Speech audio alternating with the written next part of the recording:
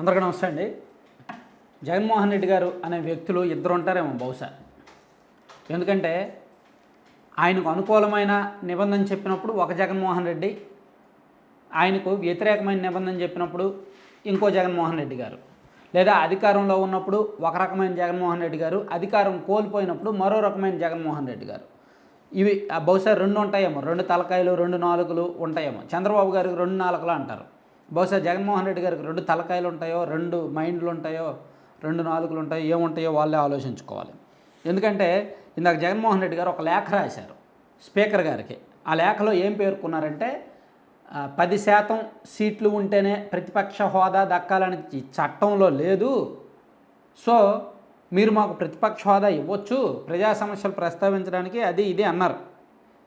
అయితే ఇదే జగన్మోహన్ రెడ్డి గారు గతంలో అధికారంలో ఉన్నప్పుడు అసెంబ్లీలో ఒక మాట అన్నారు చంద్రబాబు గారిని ఉద్దేశించి. గతంలో అసెంబ్లీలో చంద్రబాబు గారిని ఉద్దేశించి ఏమన్నారంటే, నేను ఊరుకున్నాను, నేను కనుక చిటికేస్తే నోరు తెరిస్తే డోర్లు తెరిస్తే మీ పార్టీ ఎమ్మెల్యేలు మా దగ్గరకు వచ్చి మీకు ప్రతిపక్ష హోదా కూడా గల్లంతో అవుద్ది అన్నారు. అది మీకు ఆ వీడియో కూడా ఇప్పుడు సోషల్ మీడియాలో బాగా అవుతుంది, అది మీకు ఆ వీడియో వినిపిస్తా చూడండి. ఆ వీడియో మేబీ చాలామంది చూసే ఉంటారు. అది ఇప్పుడు అంటే పాత వీడియో ఒకటి బయటకు వచ్చిందనమాట, జగన్మోహన్ రెడ్డి గారు పలికిన పలుకుల వీడియో. అది కూడా సభలో జగన్మోహన్ రెడ్డి అనే వ్యక్తి ముఖ్యమంత్రిగా ఇటువైపున ఉన్నాడు, మంచి స్పీకర్గా మీరు అటువైపున మిమ్మల్ని దేవుడు దయతో నేను కూర్చోబెట్టగలిగాను. ఇక్కడ మనం ఎలా చేస్తాము అన్న దానికి మనం ఎగ్జాంపుల్ ఇస్తూ ఈ మొట్టమొదటి సమావేశంలో చెప్పాం. 23 మంది శాసనసభ్యులు ఉన్న అదే చంద్రబాబు నాయుడు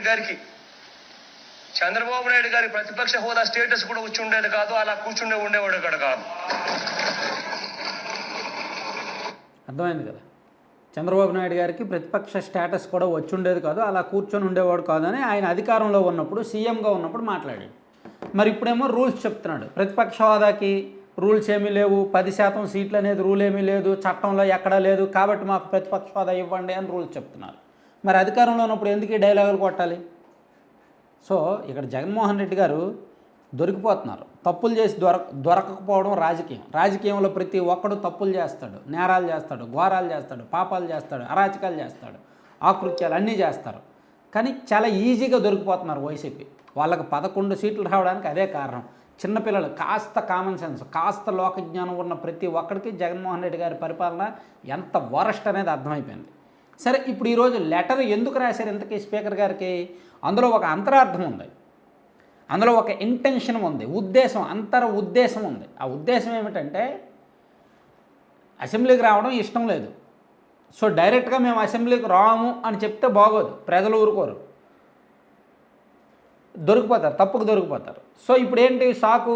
మాకు ప్రతిపక్ష హోదా ఇవ్వట్లేదు, రూల్ ప్రకారం మేము ప్రతిపక్ష హోదా అడిగాము, రూల్ ప్రకారం మాకు ఇవ్వాలి, నైతికత, అది ఇవ్వడం మాకు నైతికత, సో మేము అడిగినా ఇవ్వట్లేదు, మమ్మల్ని అవమానించారు, మా లేఖకు స్పందించలేదు, అందుకని మేము అసెంబ్లీకి వెళ్ళాం అని చెప్తారు.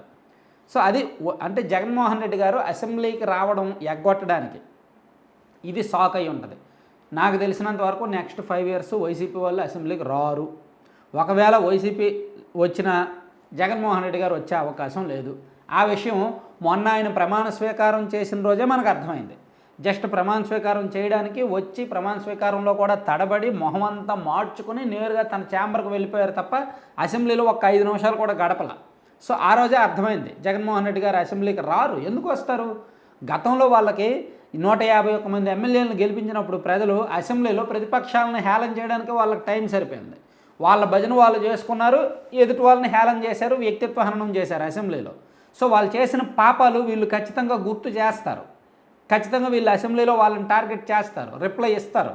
అది తట్టుకునే మానసిక శక్తి లేదు, అది వీళ్ళు తట్టుకోలేరు. వీళ్ళకి అధికారం ఉన్నప్పుడు రెచ్చిపోయారు, వాళ్ళ చేతికి అధికారం వచ్చింది కాబట్టి వాళ్ళ నుంచి బదులు వీళ్ళు తీసుకోలేరు, దానికి సిద్ధంగా లేరు, అందుకని అసెంబ్లీకి వెళ్ళరు. అలా వెళ్లకుండా ఉండాలంటే ఒక సాకు కావాలి, ఆ సాకు ఈ లెటర్ అన్నమాట. సో అసెంబ్లీకి నాకు తెలిసినంత వరకు నెక్స్ట్ 5 years వెళ్ళే ఛాన్స్ లేదు. అలా వెళ్ళకపోతే ఖచ్చితంగా వైసీపీకి డ్యామేజ్ ఉంటుంది, గట్టిగా ఉంటుంది. ఎందుకంటే ప్రజలు కావాలనే ఇచ్చారు 11 సీట్లు. వీళ్ళ చేసిన పాపాలు గుర్తు చేయాలని ఇచ్చారు, వీళ్ళు చేసిన ఘోరాలు నేరాలు గుర్తు చేయాలని ఇచ్చారు. సాధారణంగా అసెంబ్లీ సెషన్స్ జరుగుతున్నప్పుడు మీడియా ఫోకస్ కానీ ప్రజల దృష్టి కానీ అసెంబ్లీ సెషన్స్ మీద ఉంటుంది. ఈవెన్ 11 మంది అయినా సరే వీళ్ళలో ఒక్క సభ్యుడు సరైన టాపిక్ మీద మాట్లాడితే, మంచి విషయ పరిజ్ఞానంతో మాట్లాడితే సభ ఫోకస్ అంతా వీళ్ళ వైపు తిరుగుద్ది. సో ఒక్కడున్నా సరే బాగా మాట్లాడాడు అని ఆ అవకాశం ఉంటుంది. అసెంబ్లీలో ఒక్కరు ఇప్పుడు తెలంగాణ అసెంబ్లీ ఒకప్పుడు చూడండి, ఎందుకు మన ఉమ్మడి ఆంధ్రప్రదేశ్లోనే సిపిఎం సిపిఐ నుంచి వామపక్షాల నుంచి గెలిచిన వాళ్ళు మంచి మంచి సబ్జెక్టులు మాట్లాడేవాళ్ళు అసెంబ్లీలో. వాళ్ళు ఒకళ్ళో ఇద్దరు ఉంటారు వామపక్షాల నుంచి, కానీ మంచి మంచి సబ్జెక్టులు మాట్లాడతారు, మంచి సబ్జెక్టులు లేవనెత్తుతారు. సో వీళ్ళకే అవకాశం ఉంది. ప్రశ్నోత్తరాల సమయంలో ప్రశ్నోత్తరాలు లేవదీయొచ్చు, మంత్రులను ప్రశ్నించవచ్చు, అధికార పక్షాన్ని ప్రశ్నించవచ్చు, హామీలు నెరవేర్చకపోతే ప్రశ్నించవచ్చు, కేబినెట్ నిర్ణయాలను ప్రశ్నించవచ్చు, విధానాలను, పాలసీలను, చట్టాలను, బిల్లులను అన్నింటినీ ప్రశ్నించవచ్చు ఒక్క సభ్యుడు ఉన్నా సరే. సో అవకాశం వీళ్ళు వాడుకుంటారా వదులుకుంటారా అనేది చూడాలన్నమాట. Thank you.